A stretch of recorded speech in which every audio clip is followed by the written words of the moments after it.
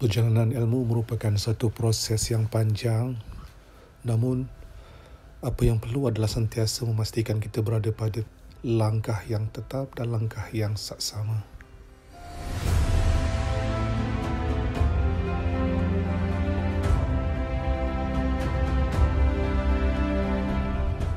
Ilmu bukan untuk dibanggakan atau untuk menjadikan kita rasa hebat pada kalangan manusia. Ia adalah untuk memastikan kita sentiasa mengikuti hukum Allah Subhanahu Wa Taala.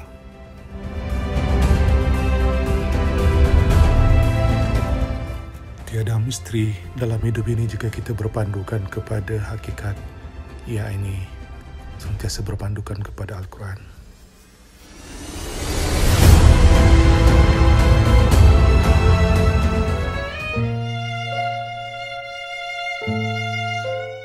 Salam sejahtera tuan-tuan dan perempuan yang saya hormati sekalian. Apa khabar?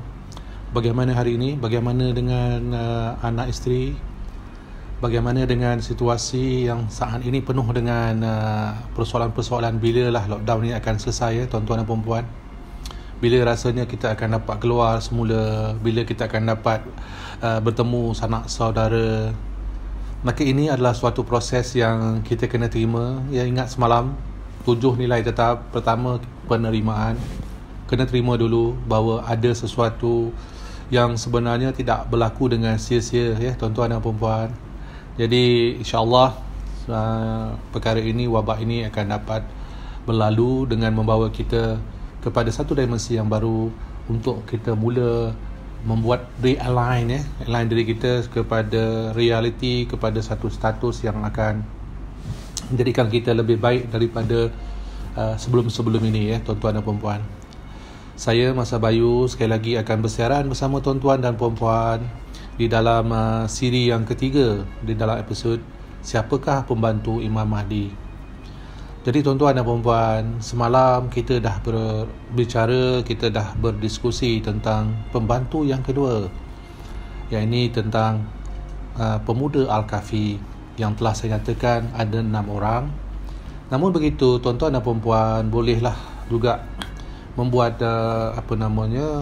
pemahaman atas masing-masing, ya. Tidak ada sesuatu pun yang saya nyatakan itu sebagai bentuk paksaan kepada sesiapa untuk menerimanya, tetapi ia adalah atas kajian yang telah saya lakukan, kajian-kajian yang telah saya jalankan, yang mengambil masa puluhan tahun, ya, daripada satu posisi kepada satu posisi, daripada satu tempat kepada satu tempat saya bergerak, tuan-tuan dan perempuan, untuk melengkapkan, untuk saya memahami. Kerana diri saya apabila bergerak, saya sentiasa akan melihat pergerakan itu sama tak apa yang ada di dalam Al-Quran. Dan itulah konsep ataupun penekanan formula yang saya gunakan daripada kecil lagi. Walaupun pada saat itu saya tidak begitu faham, tidak faham sangat sebenarnya apa yang saya baca dengan jelas. Jadi dalam saat tidak faham itu juga saya telah pun memerhatikan sekeliling, memerhatikan apa yang ada di sekeliling saya untuk mencari apa yang dimaksudkan di dalam Al-Quran. Mungkin saya lihat pada haiwan-haiwan, saya akan lihat pada tumbuh-tumbuhan, saya lihat mendongak ke langit, lihat bintang, lihat bulan, lihat awan dan sebagainya. Maka itu yang akan saya jadikan referensi setiap kali saya membaca Al-Quran. Maka itulah tuan-tuan dan puan, perjalanan saya adalah perjalanan yang melengkapkan diri saya kepada keyakinan saya, iaitu keimanan saya. Saya ingin menjadi umat Muhammad Rasulullah sallallahu alaihi wasallam, yang mana saya tidak mahu sekadar menjadi umat kerana saya dilahirkan daripada ibu bapa saya yang mempercayai hakikat tauhid kepada Allah. Memanglah saya memposisikan diri sebagai seorang Islam, tetapi kenapa saya jadi orang Islam? Adakah kerana saya lahir sebagai orang Islam, ya? Dan kerana itu saya menerima hakikat bahawa saya adalah orang Islam. Maka saya datangkan diri saya dengan persoalan-persoalan sebegitu untuk saya mendapatkan keimanan yang saya katakan tadi. Nak beriman tu, nak cakap percaya tu mungkin mudah, ya tuan-tuan dan perempuan, bagi sesetengah orang. Tapi bagi saya, menyebut keimanan itu adalah satu tanggungjawab, adalah satu perkara, adalah satu puzzle yang sangat besar, the question mark, yang mana saya perlu dapatkan. Kenapa saya perlu beriman? Kenapa saya perlu menerima hakikat saya orang Islam? Kenapa saya kena menerima hakikat bahawa saya ada amanah dan saya ada tanggungjawab kepada diri saya sebagaimana yang telah dinyatakan oleh ibu bapa saya, contohnya keluarga saya ataupun sesiapa sekalipun, bahawa kita orang Islam kena buat begini. Maka saya menerima itu atas konsep yang pertama. Ingat dia semalam, penerimaan.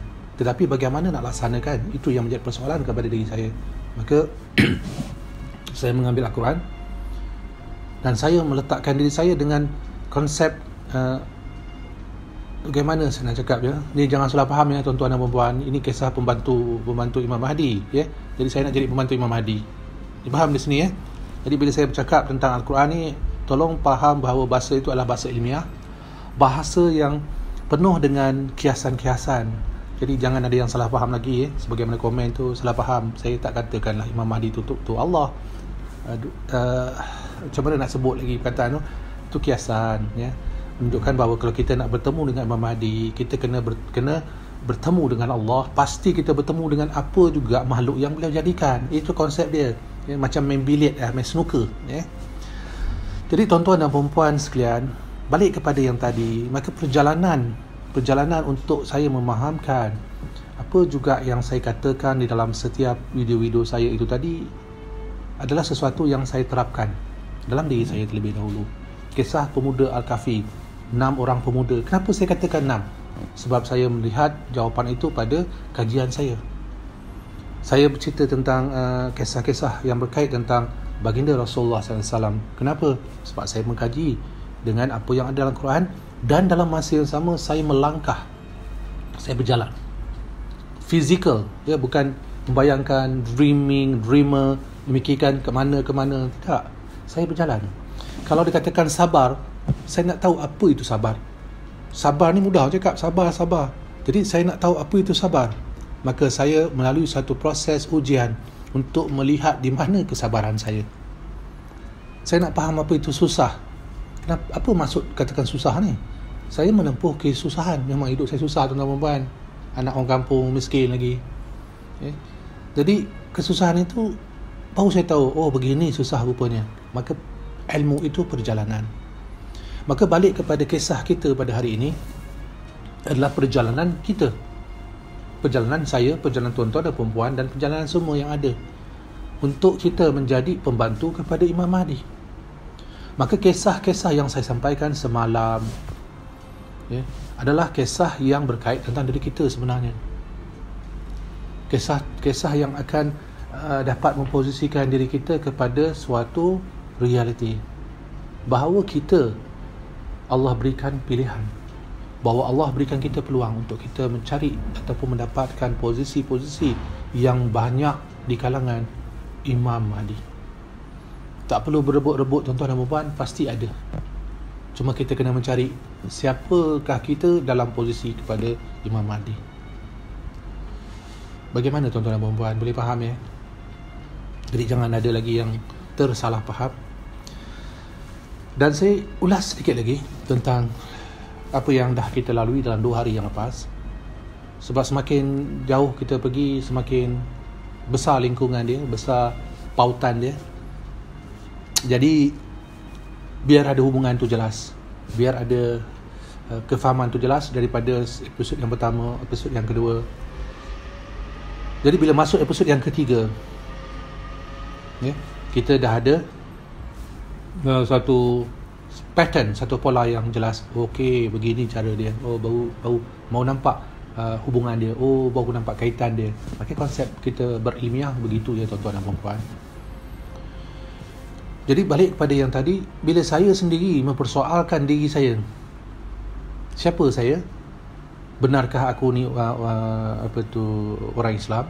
Kalau aku ni orang Islam, apa fakta yang menyatakan diri aku ni Islam? Maka kerana nama aku begini, begini, maka aku pergi solat, aku sembahyang, adakah itu aku orang Islam? Aku pergi mengaji, adakah aku itu orang Islam? Maka saya bertanya tuan-tuan dan puan pada diri saya. Jadi ini cerita kisah diri saya tuan-tuan dan puan untuk difahami. Jadi sebab ramai yang bertanya, saya berikanlah, saya berkongsi tips-tips saya sekarang ni. Saya berkongsi dengan tuan-tuan dan puan tips saya untuk tuan-tuan dan puan dapat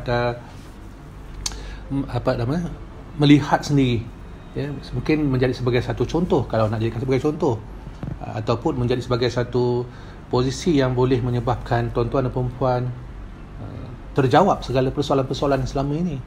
Maka saya sentiasa mempersoalkan. Kehidupan saya adalah kehidupan yang penuh dengan persoalan demi persoalan. Maka atas persoalan itu tadi, saya kata ini sesuai tak disebut, tak sesuai dari segi jika kita tidak ada niat atas ilmu, tapi dalam konsep ini seolah saya mencabar. Macam itulah maksudnya, mencabar. Benar ke Al-Quran ni benar? Kalau benar sekali, mana bukti mengatakan apa yang ada dalam Al-Quran itu benar? Maka saya cabar, tuan-tuan dan puan. Saya cabar Al-Quran. Saya mencuba nak mempertikaikan. Dalam konsep mempertikaikan tadi tu, bukan mempertikaikan betul tak betul, mempertikaikan dari aspek reality dia. Maka di situlah, tuan-tuan dan puan, cabaran-cabaran yang saya selalu meletakkan dalam diri saya dengan Al-Quran. Saya sentiasa kalah, tak pernah menang. Kalau kata 10 pertandingan, 10 kali bertanding, 11-0 lah. Bukan 10 ya, 11-0 terus. Berarti yang depan ni mesti kalah juga. Jadi tuan-tuan dan puan, saya telah melihat dan membaca setiap isi di dalam Al-Quran. Maka saya melihat di mana ada kesilapan-kesilapannya. Saya cuba lihat di mana kekurangan-kekurangan dia. Saya cuba melihat di mana ada perkara-perkara yang janggal, yang tidak bertepatan langsung, untuk saya gunakan sebagai satu hujah menolak Al-Quran. Dan bila cerita tentang Islam, di mana pernyataan tentang Islam dalam Al-Quran, saya baca, saya kaji, saya lihat satu persatu setiap daripada ayat-ayat yang ada saja perkataan sebut tentang Islam. Maka saya lihat di mana ayat tersebut, dan saya baca, dan saya lihat sebelum itu. Semata-mata saya nak mencari mana ada kekurangannya ni, mana ada kesilapannya ni. Subhanallah, Maha Suci Allah, Ya Allah, Ya Rahman, Ya Rahim. Saya mohon keampunan kepada Allah. Saya bukan mencabar Allah, demi Allah tidak. Saya mencabar diri saya sebenarnya, tuan-tuan dan puan. Saya jahil. Jahil saya adalah jahil yang teramat-amat jahil untuk melihat realiti. Jadi saya tidak ada jalan yang lain.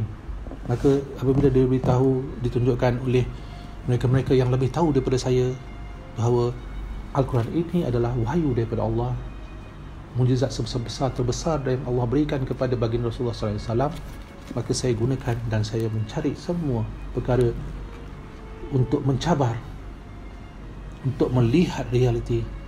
Apa juga yang terlintas fikiran saya, maka saya lihat di dalam Al-Quran. Saya kata Al-Quran tidak akan dapat beri jawapan.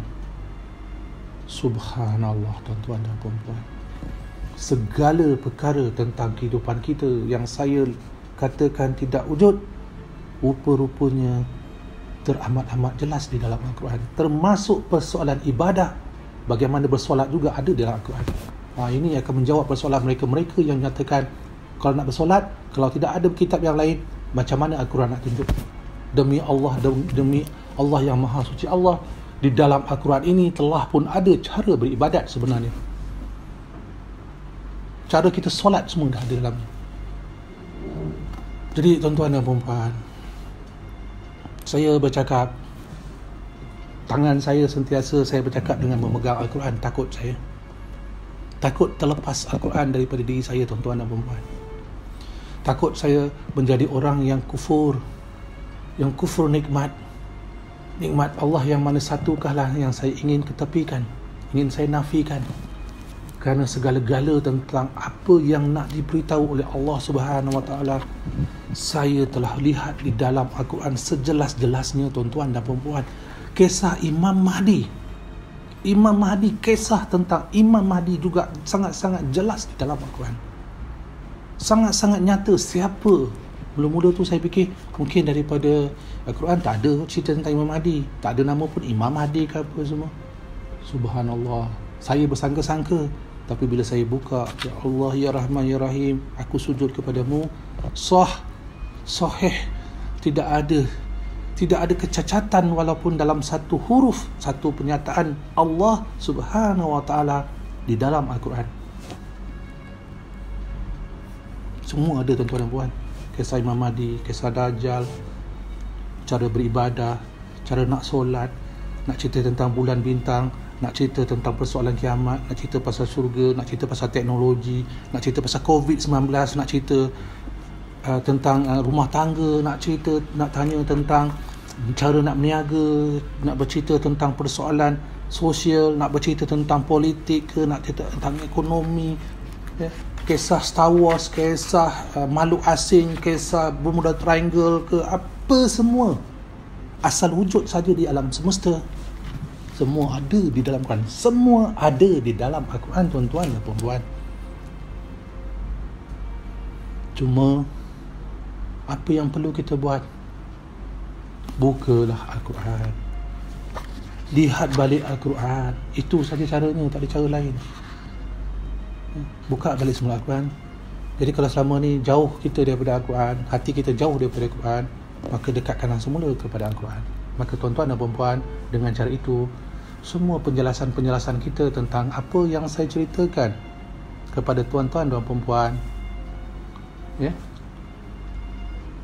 pasti akan terjawab, pasti akan terungkai.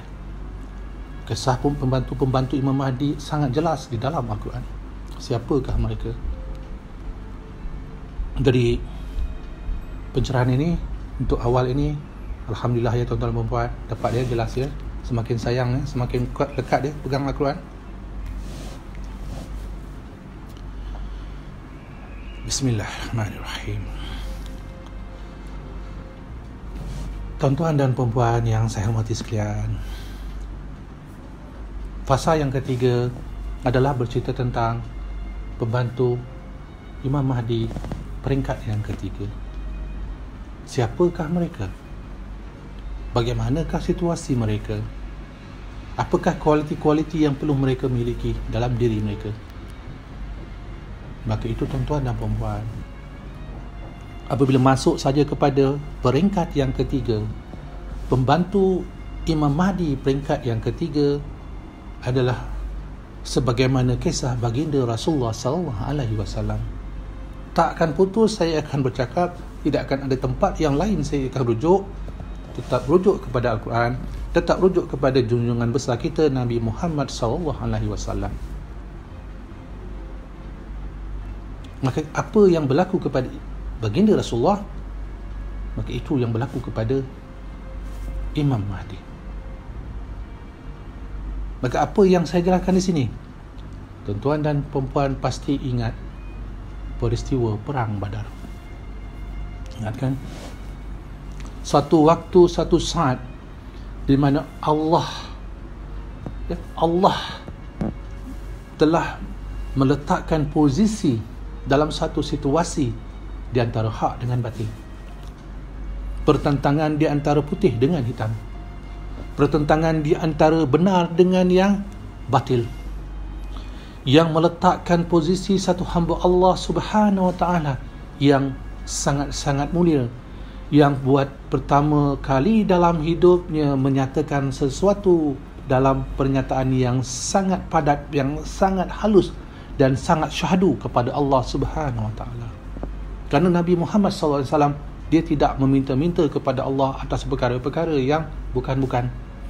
Berat lidahnya untuk menyampaikan permintaan mohon kepada Allah kerana malunya baginda Rasulullah SAW kepada Allah Subhanahu wa ta'ala apabila melihat nikmat yang telah Allah letakkan di seluruh alam semesta. Malu baginda Rasulullah nak minta lama-lama, nak minta doa panjang-panjang pun dia tak minta doa panjang-panjang, tak minta macam-macam. Dia hanya meminta, kalau doa dia pun kesejahteraan kepada umat-umatnya. Itu saja doa Nabi. Ya Allah, Kau berikanlah kesejahteraan kepada umat-umatku, Ya Allah. Kau ampunkanlah dosa mereka, Ya Allah, sekalian umat-umatku, dan Kau kembalikanlah mereka kepada tempat sebaik-baik tempat, Ya Allah. Pendek aja doa Nabi. Itu kajian saya lah. Kalau kajian tuan-tuan dan perempuan tak salah, teruskan. Kajian saya. Jadi saya bercerita ni selalu cerita tentang saya dulu. Kajian saya. Jadi saya tak nak ambil hak-hak orang lain-lain dan saya gunakan. Itu bukan cara saya. Saya gunakan apa juga kajian saya. Jika tepat dengan kajian tuan-tuan dan perempuan, alhamdulillah. Jika rasa bertentang, tidak ada masalah. Ini adalah ruang ilmiah. Ilmiah kita boleh meletakkan perbezaan tetapi bukan perbalahan. Maka tuan-tuan dan puan-puan, di dalam peristiwa Perang Badar, Nabi telah pun bernadah tangan ke langit.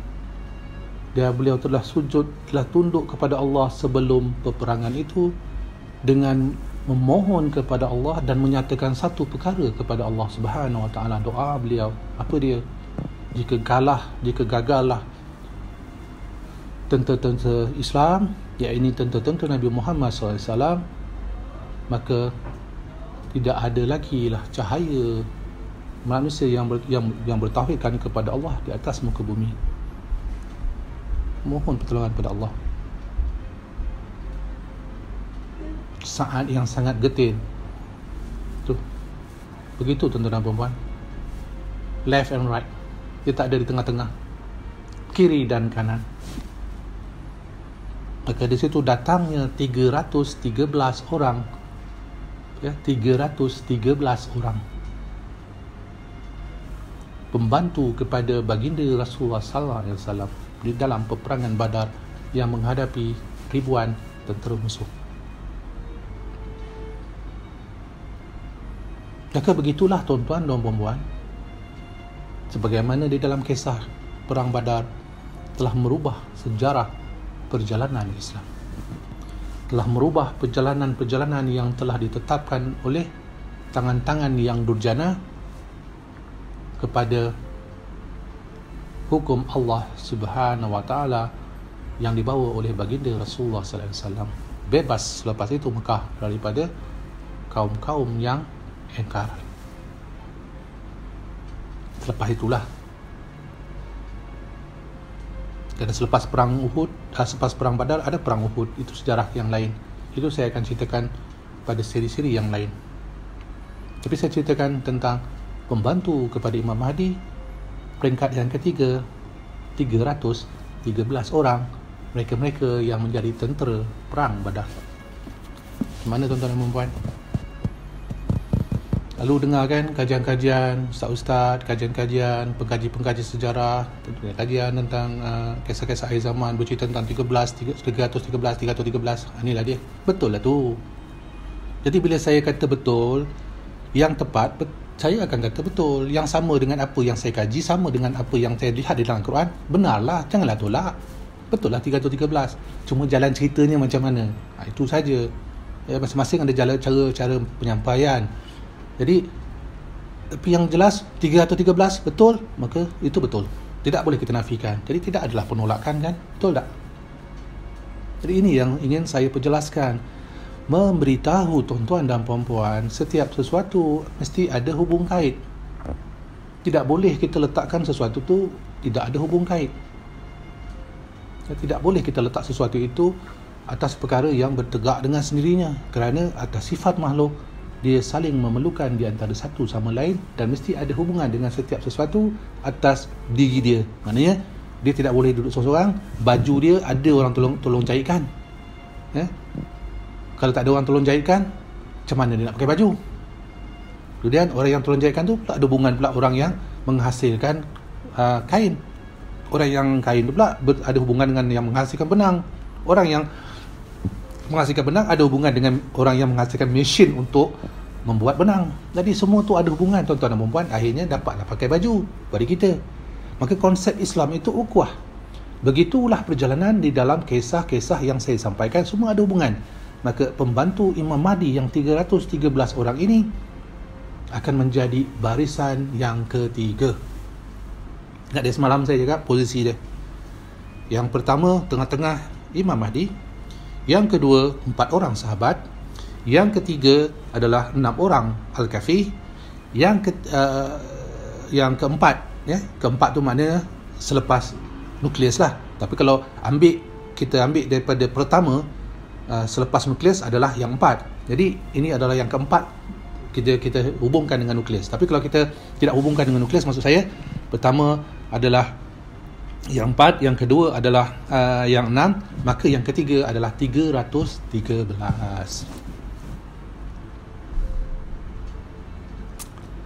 Jadi makin banyak jawatan kosong tuan-tuan dan puan. makin banyak peluang ni. Jadi tak payah berebut lah nampaknya. Tapi saya macam semalam juga, saya tak dapat yang barisan pertama, saya nak barisan yang kedua. Saya tak dapat barisan kedua, saya nak isi pula, minta borang kosong lagi, jawatan yang ketiga pula. Jangan putus asa lah. Pergi interview yang pertama gagal, nak buat macam mana, tak cukup kualiti, kata-kata keluar lagi, ada kesilapan bagi jawapan. Tak apalah, nanti dia buka lagi iklan baru. Okey, untuk bahagian yang kedua pula. Okey, itu pun datang pula. Ada 6 orang lagi, ada 6 jawatan kosong ni. Apply lagi. Tapi bila apply tu punya ramai beratur. Bukan saya seorang. Tuan-tuan pun mesti ada kat situ. Dia tengok, ada kat belakang saya. Dia tengok, ada kat depan saya. Macam tu lah.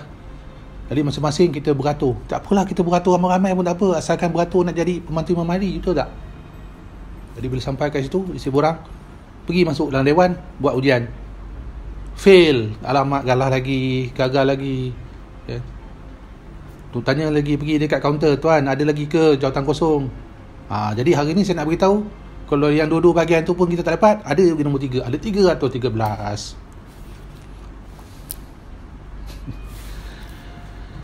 Allah ya Rabbi. Jadi tuan-tuan dan puan-puan, kisah Perang Badar adalah satu kisah yang sangat penting di dalam sejarah Islam, yang telah mencorak perubahan-perubahan di dalam geopolitik dunia. Maka pada peristiwa yang akan berlaku kepada Imam Mahdi, beliau akan menghadapi tentangan kepada mereka-mereka yang tidak lagi mahu berubah, tidak mahu lagi menerima hakikat. Dah buat macam-macam, dah buat begitu cara, dengan apa cara sekalipun. Macam saya katakan dalam siri-siri yang sebelum ini, dia bawa keharmonian. Imam Mahdi akan menyampaikan kebaikan. Dia akan beritahu, kembalilah kepada Al-Quran, kembalilah kepada Al-Quran. Berbuih cakap dia. Berulang-ulang kali dia cakap, Jangan pergi tempat lain, jangan rujuk tempat lain. Ada apa pun yang lain-lain tu, dudukkan, kembalikan dengan Al-Quran. Maksudnya bukan digandingkan, bukan dipasangkan. Lihat dalam dia. Ambil itu anak kecil di dalam satu ruang yang lebih besar, iaitu Al-Quran. Dia berulang-ulang kali cakap, dia cakap beritahu nasihat dan berterus dengan nasihat. Tetapi apa yang berlaku? Dia menyebarkan kebaikan.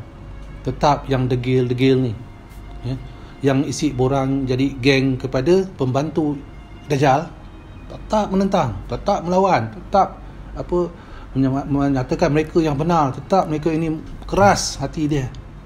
Maka akhirnya tuan-tuan dan puan-puan, tidak ada jalan yang lain, maka berlakulah peristiwa Perang Badar di dalam zaman Imam Mahdi. Akan berlaku Perang Badar yang akan mencorak semula geopolitik dunia akhir zaman. Maka tentera-tentera ini dipersiapkan oleh Imam Mahdi. Tentera-tentera Perang Badar adalah kualiti yang membawa diri mereka kepada satu posisi sahaja, tuan-tuan dan puan-puan, iaitu berperang. Ini yang saya agak tak begitu gemar sebenarnya kalau nak bercerita. Tetapi nak buat macam mana kalau dah gagal yang pertama, dah gagal yang kedua, nak tak nak kena bersedia jadi tentera lah. Barulah kita sebut tentera kepada Imam Mahdi. Sebab pembantu belum tentu, bukan tentu jadi tentera. Tetapi apabila sebut dalam peringkat yang ketiga, posisi, ingat saya cakap tentang posisi, pembantu Imam Mahdi adalah tentera Imam Mahdi. Jadi ada 313 orang tentera Imam Mahdi. Jadi siapa-siapa yang nyatakan diri tentera Imam Mahdi, maknanya dia nak pergi perang lah. Dia akan pergi berperang. Dia kena buat latih perang. Dia kena latihkan diri dia untuk memastikan dia bersedia untuk berperang. Kerana saya akan berikan selepas ini apakah kualiti yang diperlukan untuk menjadi pembantu Imam Mahdi fasa yang ketiga. Ada lagi, ada. Yang semalam untuk fasa semalam. Yang hari pertama untuk fasa yang pertama. Jadi fasa yang ketiga pun ada juga ada punya ujian, ada dia punya kriteria ataupun syarat-syarat dia. Ada. Tuan-tuan dan puan-puan, kalau nak jadi tentera, apa tuan-tuan buat? Dan apa yang berlaku? Terus ambil, saya nak jadi tentera ni, tuan. Mana borang ni? Isi borang. Isi borang je. Okey dah tahu jadi tentera. Tak kan? Ambil borang, isi borang. Kemudian kena pergi dulu buat ujian kecergasan, ujian badan tinggi ke, rendah ke, cukup tak cukup. Macam kisah ni kita balik cerita Hollywood lah. Kisah Captain America. Siapa nak tengok cerita Captain America? Saya tengok juga, bukan tak tengok. Tengok Captain America. Mula-mulanya kurus kering je dia, kecil orang ni. Pendek, kecil. Tapi bila dia pergi buat latihan, dia yang tinggal belakang, lari pun tinggal belakang. Ini kisah. Ya, saya bagi contoh. Sambil-sambil ya, kita nak memahami ilmu ni, kita kena ada dia punya, ambil sumber-sumber yang kita boleh kaitkan balik semula.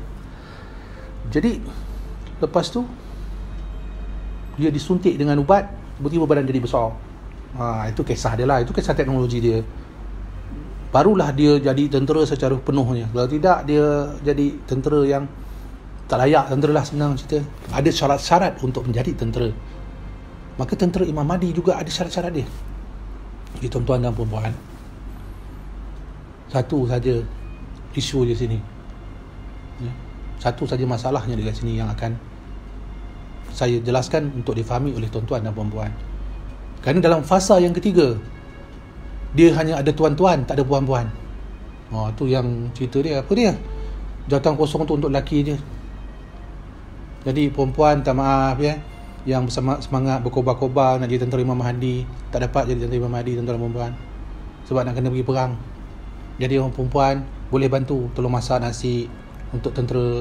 Bila dia lapar, boleh pergi untuk bantu merawat. Kalau luka, boleh lah. Tapi ini kisah untuk jadi tentera. Jadi untuk fasa yang ketiga ni, saya minta maaf, kajian saya berdasarkan apa yang telah saya dapat, ya. Untuk saya perjelaskan, saya tak boleh nak simpan-simpan, saya tak boleh cakap bohong, saya tak boleh nak sembunyi-sembunyi.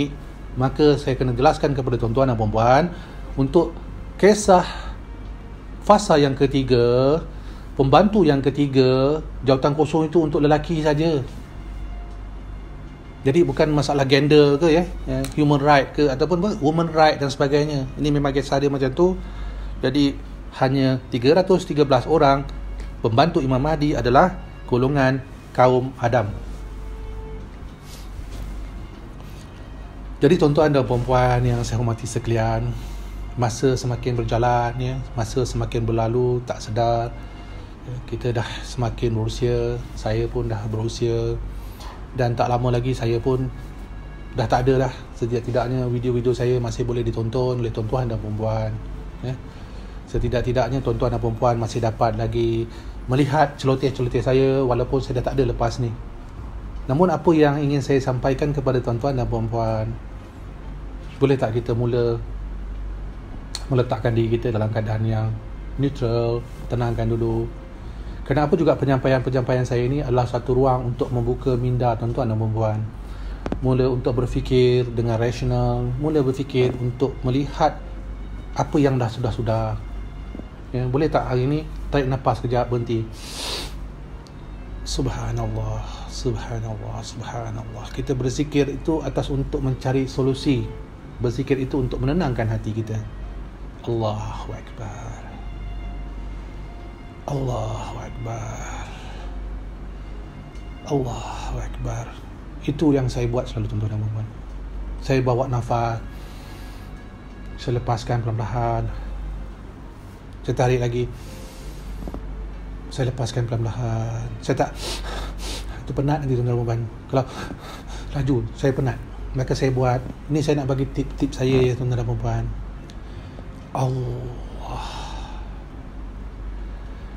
Allah itu saya buat untuk saya kadang, untuk mencarikan neutral diri saya. Subhanallah. Subhanallah. Subhanallah. Subhanallah. Itu cara yang saya lakukan, tuan-tuan dan puan-puan. Saya tak subhanallah, subhanallah, subhanallah. Saya tak masuk macam tu. Saya tarik nafas, lepas, subhanallah. Tarik nafas, subhanallah. Saya buat macam tu. Maka itu untuk saya lakukan dalam diri saya, untuk saya sentiasa memposisikan diri saya, jangan sampai saya terlepas pandang, kerana saya serahkan kepada Allah Subhanahu Wa Taala bulat-bulat atas keyakinan keimanan saya. Dalam saya mengkaji, kerana saya tahu tuan-tuan dan puan-puan, kajian akhir zaman, kajian tentang Al-Quran, kajian tentang Imam Mahdi adalah sesuatu yang tidak boleh diambil ringan. Ketakutan atas menyampaikan perkara yang salah, kerana jika kita sampaikan setiap perkataan kita itu nanti akan dihitung oleh Allah Subhanahu Wa Taala, akan menjadi pemberat kepada kita di padang mahsyar, berat kepada kebaikan atau berat kepada keburukan. Dan jika kita lakukan perkataan-perkataan kita itu tadi kepada keburukan, tuan-tuan dan perempuan, sampai satu telinga boleh kita hitung, tetapi bila sampai satu telinga, kemudian sampai bertelinga yang lain, telinga yang lain, dan itu pula sampai menyampaikan kepada yang lain perkara yang berat, akan menjadi berat yang buruk. Contohnya, maka seumpama kita membawa bulu-bulu ayam, kalau kita nak bersihkan pejabat, kita ada bulu ayam, apa nama Ustaz? Ada pakai rotan pun ada bulu ayam. Kita berjalan lah, nak pergi ke masjid, kita dalam perjalanan tu kita ambil lah setiap satu helai, kita lepaskan sampai ke masjid. Kemudian kita patah balik, kita cari di mana bulu yang kita lepaskan. Semua dah dibawa oleh angin, semua dah terbang, tak tahu ke mana lagi, takkan dapat kita jumpa. Maka begitulah perkataan kita, tuan-tuan dan puan-puan, hati-hati. Maka dalam kisah tentang akhir zaman, kisah tentang berkait tentang Imam Mahdi, bukan perkataan yang boleh kita ambil ringan. Maka demi Allah, demi Rasulullah, dan demi perjalanan masa yang Allah bersumpah, demi masa sesungguhnya manusia sentiasa di dalam kerugian, maka janganlah kita jadikan diri kita di dalam segolongan-golongan yang akan rugi dengan pernyataan-pernyataan, dengan perkara-perkara yang tidak benar. Jadi untuk itu, tuan-tuan dan puan-puan, pembantu Imam Mahdi fasa yang ketiga 313 telah pun saya jelaskan. Untuk memperincikan masa tak cukup, saya hanya memberitahukan terlebih dahulu secara ringkas.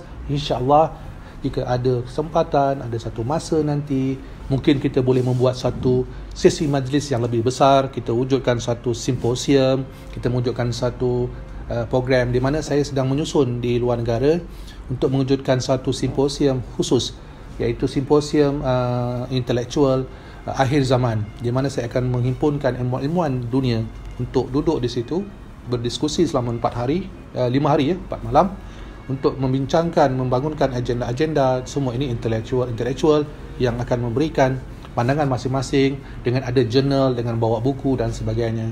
Maka kita perlu ada satu platform untuk membicarakan soal-soal begini dengan lebih profesional, bukan hanya setakat YouTube di sini saja, tuan-tuan dan puan-puan. Kita perlu ada satu medium, wadah, perlu kita hubungkan apa juga yang kita fahami, dan apa yang saya ceritakan ini bukan menjadi sebagai satu cerita kisah-kisah didengar saja. Ingat, kita ada implementasi, apa pelaksanaan yang perlu kita lakukan.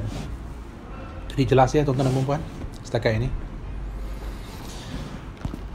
Baiklah, dah tahu yang ketiga, tentera, maka apa yang diperlukan? Ada 4 sahaja, tuan-tuan dan puan-puan, tak banyak, 4 sahaja perkara yang perlu ada untuk menjadi pembantu kepada Imam Mahdi. Apakah 4 itu tadi? Di sini, pertama, untuk menjadi seorang tentera, dia kena satu di sini. Kata satu, penuh di dalam fikiran, akal hendaklah disempurnakan penggunaannya. Tanpa dia menggunakan akal, maka dia tidak layak menjadi tentera kepada Imam Mahdi. Maka kita kena gunakan akal, kerana di dalam peperangan adalah suasana yang penuh dengan strategi, suasana yang penuh dengan suasana yang berbagai-bagai situasi. Maka kena banyak konsep ataupun penekanan, perancangan-perancangan yang boleh disusun dengan cepat, dengan cerdas, dengan cergas, dan boleh menerima arahan dengan cepat, pelaksanaan dengan cepat, maka di situ datangnya kecerdasan akal. Maka akal adalah perkara yang pertama kepada tentera Imam Mahdi. Maka dalam soal ini tadi, tuan-tuan dan puan-puan, sesiapa yang tidak mahu menggunakan akal, yang menolak akal, mereka tidak layak masuk saja ujian yang pertama, terus gagal kerana mereka tidak mahu menggunakan akal. Apabila tidak mahu menggunakan akal, akan membebankan Imam Mahdi di saat berlakunya peperangan. Kerana dia akan ikut keadaan yang hati dia saja, ikut rasa dia saja, dah diarahkan tidak mahu diikut. Maka itu yang berlaku dalam kisah perang Uhud. Kerana mereka tidak mahu mendengar atas apa juga arahan, nafsunya mengawal, maka apabila lihat harta di bawah, mereka turun daripada bukit. Itu kisah Uhud yang saya hanya sentuh sedikit saja untuk saya rengkupkan kenapa hubungan persoalan akal sangat penting di dalam strategi peperangan. Mereka yang ingin berperang, mereka akan mula membaca situasi sekeliling. Lihat cuaca bagaimana, suasana macam mana, tempat bagaimana peperangan itu akan berlaku. Oh, jika tempat peperangan di kawasan bukit, bagaimana strateginya nak disusun? Jika kawasan itu di padang pasir, bagaimana strategi akan dilakukan? Maka apabila disebut strategi, tuan-tuan dan puan-puan, akal datang dulu. Maka itulah proses, ingat yang saya katakan pertama yang sebelum ni, sifat baginda Rasulullah SAW, kebijaksanaan. Maka untuk menjadi tentera kepada Imam Mahdi, fasa yang ketiga, pertama, tuan-tuan dan puan-puan, mulalah berkawan baik dengan akal tuan-tuan dan puan-puan. Buang itu semua. Buang itu semua. Apa yang buang itu semua? Buanglah apa juga yang difahami sebelum ini bahawa akal adalah musuh kepada diri kita. Jangan ikut akal. Akal akan menyebabkan kita sesat. Jangan ikut akal. Akan menyebabkan kita jadi rosak. Buang semua perkataan-perkataan itu, kerana itu adalah musuh kepada Imam Mahdi yang berkata sedemikian. Kerana untuk berada pada fasa yang ketiga, tetap perkara yang pertama adalah akal. Kerana daripada akal adanya fikir. Lepas ada fikir, adanya ikhtiar. Lepas ikhtiar, baru ada usaha. Ingat ya, akal, fikir, ikhtiar, usaha. Dalam buku Perenol ada ni. Saya ada kupas ni. Okay. Jadi tak sempat hari ni, tak sempat semua. Sikit-sikit je saya sentuh. Itu yang pertama. Yang kedua, ya, apa yang kedua? Kosong hatinya. Tadi dah kata akal, kosong pula hatinya. Kenapa? Apa maksud kosong hatinya? Artinya di sini, mereka apabila berada dalam posisi kepada Imam Mahdi, ingat semalam saya cerita tentang ikhlas, kosong. Maka hari ini, kosong itu adalah hatinya kosong. Dia tidak ada apa-apa rasa. Dia tidak ada rasa apa-apa pun. Dia kosong dari segi hatinya. Dia tidak ada apa nafsu. Dia tidak memiliki apa-apa perasaan. Dan itulah yang hakikatnya apabila di dalam peperangan, pasti ada kematian. Jadi mereka adalah tentera-tentera yang tak takut mati. Tak kengerinya tuan-tuan dan puan-puan musuh. Tentera dia, tentera Imam Mahdi, apa kualiti dia? Dahlah dia ni cerdik, berakal. Asal kita buat muslihat saja, dia tahu macam mana nak menentang kita ataupun nak mengelakkan muslihat kita, sebab dia menggunakan akal. Yang nombor dua, kosong hati dia. Kita berikan kegerunan, kita berikan ketakutan, tak berganjak tuan-tuan dan puan-puan. Tak ada takut apa-apa, kerana kosong. Jadi apa maksud di situ? Tak takut mati. Tentera-tentera Imam Mahdi tak takut mati. Jadi itu perkara yang nombor dua yang perlu ada dalam diri pembantu Imam Mahdi. Jadi tuan-tuan dan puan-puan ni takut mati tak? Saya tak takut mati Tuan Pal. Saya dah bersedia nak mati. Asal sebut bersedia nak mati tu, takutlah tu. Sebut nak bersedia. Sebut bersedia nak mati. Takutlah mati tu. Dan soalan nombor dua, dah bersedia ke nak mati? Itu lagi satu hal tu. Jadi kosong tuan-tuan dan puan-puan. Hati dia kena kosong. Barulah dia layak untuk menjadi pembantu. Baru nombor dua. Satu, dua, ada dua lagi ni. Jadi sebab itu tuan-tuan dan puan-puan, mereka yang tidak memiliki apa-apa rasa dalam diri dia adalah mereka yang layak menjadi tentera. Kerana dalam peperangan, soal mati tidak lagi wujud kepada diri dia. Diri dia tak dah wujud, mati dah. Mati pada pihak lawan dia nanti. Ini baru kita sebut tentera Imam Mahdi. Oh, semua angkat. Semua. Siapa ni tentera mana? Semua. Berdentam-dentum, semua angkat. Allahu Akbar, Allahu Akbar. Sekali lempar mercun aja. Lempar mercun ke tengah. Wah, mercun. Pusing belakang. Hilang belakang dah. Baru bunyi mercun. Jadi kita kena menerima hakikat. Kalau kita kata kosong, maka kekosongan itu ada jawapannya di dalam. Dan dah saya terangkan di dalam video yang sebelum ini. Maka fahamkan hatinya kosong. Dapatkan jawapannya di dalam Al-Quran. Saya beri tips, saya berikan parameter-parameter untuk difahami, untuk dikupas lagi oleh tuan-tuan dan puan-puan. Saya dah kupas, saya dah tempuh perjalanan saya. Ini perjalanan tuan-tuan dan puan-puan. Jadi tuan-tuan dan puan-puan pula lah yang kena buat. Janganlah menadah tangan. Saya nak beri, ingat dah nak beri pada tuan. Itu saya boleh beri apa yang saya lalui, pengalaman saya, perjalanan saya. Tapi tuan-tuan dan puan-puan kena jalan sendiri. Dan saya dah bagi tips. Jawapan ada dalam Al-Quran. Jangan cari tempat lain. Dalam Al-Quran, jangan cari tempat lain. Dalam Al-Quran, jangan cari tempat lain. Kan takkan jumpa apa yang saya katakan jika rujuk kepada tempat yang lain. Jadi hati kosong 313 orang. Semua beratur di depan. Tak ada seorang pun yang takut mati.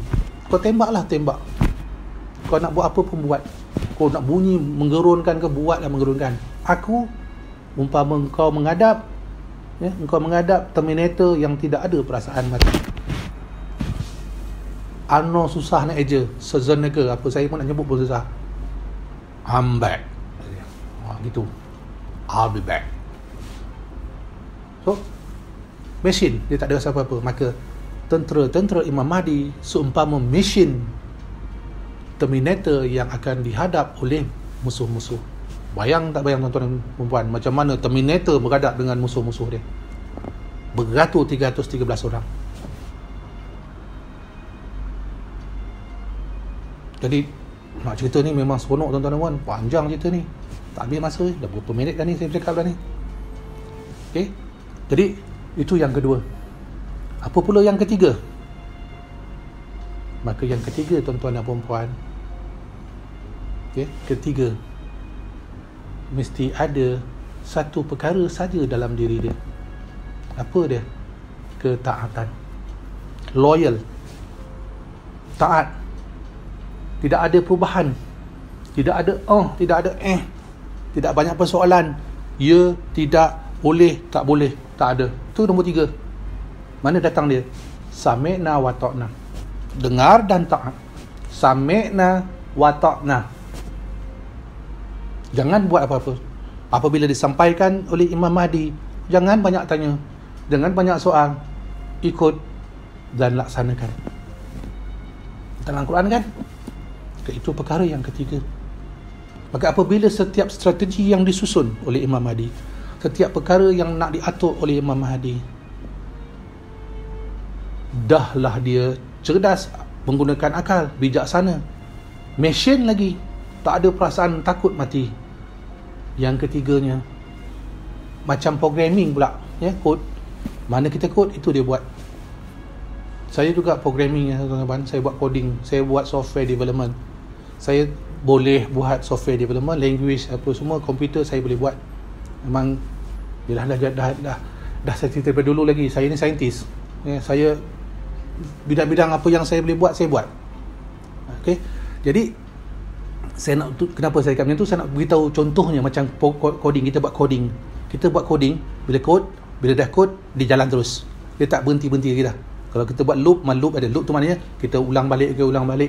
Kita arahkan buat tu, arah buat ni. Macam robot kita arahkan. Tapi dalam tu ada dia punya program. Maka itulah programming dia. Di mana hanya sami'na wa ta'na. Taat setelah mendengar arahan. Kerana apabila arahan itu tidak dipegang oleh mereka, maka akan jatuh juga, maka akan bermasalah juga. Kerana itu yang berlaku di dalam kisah perang Uhud. Sa'mena wa ta'na tidak dipegang oleh sebahagian sahabat, menyebabkan Khalid Al-Walid dan tenteranya telah dapat melanggar tentera-tentera Islam. Kerana masa tu Khalid Al-Walid belum jadi sebagai panglima Islam, ya tuan-tuan dan puan-puan. Sebab tu beliau adalah salah satu-satunya panglima tentera yang tidak pernah kalah di dalam peperangan. Hatta berperang dengan Nabi masa tu pun kira consider kalah lah.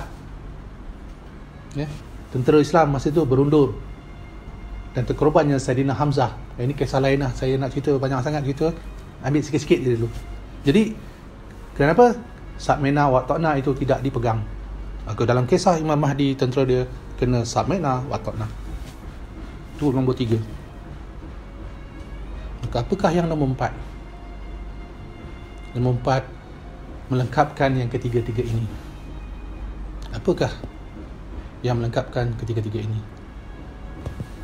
Iaitu inna lillahi wa inna ilaihi raji'un. Inna lillahi wa inna ilaihi raji'un. Datangnya daripada Allah, kembalinya kepada Allah. Maksudnya di sini, mereka dan sesiapa yang ada dalam posisi untuk menjadi pembantu peringkat yang ketiga ini sentiasa mengembalikan diri dia kepada Allah Subhanahu wa ta'ala. Maksudnya berpegang kepada Al-Quran. Tidak ada yang lain. Tidak ada penyatuan dengan yang lain-lain. Inna lillahi wa inna ilaihi raji'un. Datang daripada Allah, kembalikan semula kepada Allah apa yang didatangkan kepada kita. Apa yang didatangkan? Didatangkan kepada kita syiar, didatangkan kepada kita itu cahaya untuk kita menerangi kegelapan. Maka kita hendaklah kembalikan diri kita kepada Allah dengan cahaya yang sama. Maka sebab itu tentera yang menjadi posisi kepada Imam Mahdi 313 orang. Yang keempat, dia mesti kembalikan diri dia bulat-bulat kepada kalam Allah Subhanahu wa ta'ala sebagai formula untuk beliau melaksanakan tanggungjawab dia di dalam situasi yang mana akan berlakunya peperangan besar di antara Imam Mahdi dengan tentera Dajjal.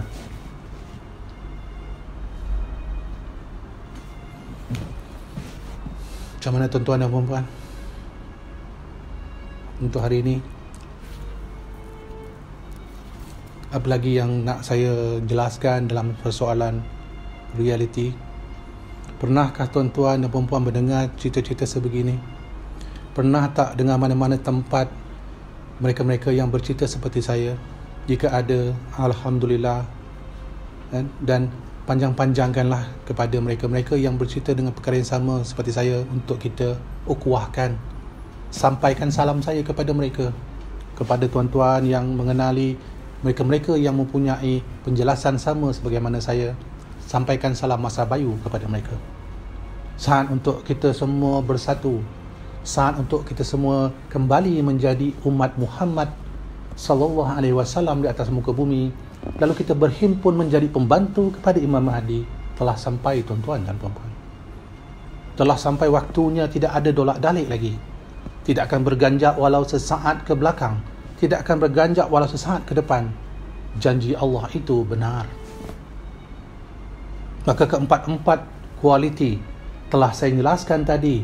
Maka saya rumuskan sekali lagi tuan-tuan dan puan-puan, atas perkara yang sama, akal jangan ditinggalkan. Akal adalah anugerah Allah Subhanahu wa ta'ala kepada kita. Hati hendaklah dikosongkan, kerana apa juga keadaan, kematian itu pasti bagi yang hidup. Tuan-tuan dan puan-puan, apa juga yang hidup, apa juga situasi dia, siapa pun dia, bersama mana pun pangkat dia, duduk dalam peti besi pun kita mati tuan-tuan dan puan-puan. Nak elakkan malaikat maut kita masuk dalam peti besi, simpan, mati kita dalam peti besi. Tak ada tempat yang tidak boleh ditembus oleh Allah Subhanahu Wa Taala. Tak boleh kita sembunyi. Jadi tuan-tuan dan puan-puan, saya nak ulang-ulang balik perkara yang sama. Masa berjalan. Masa berjalan terus tuan-tuan dan puan-puan. Jadi saya tengok jam, dah lama sangat saya bercakap. Jadi untuk itu tuan-tuan dan puan-puan, saya sekali lagi Masa Bayu ingin mengucapkan berbanyak-banyak terima kasih kepada tuan-tuan dan puan-puan yang terus menyokong, yang terus menjalankan segala usaha-usaha dalam diri masing-masing untuk mencapai kebaikan di dunia dan di akhirat. Sampaikan salam saya buat semua keluarga-keluarga tuan-tuan dan puan-puan Masa Bayu. Sampai salam suruh tengok YouTube. Masa Bayu sampaikan salam untuk sama-sama meraihkan keilmuan. Dan masih yang belum jelas, kita perjelaskan.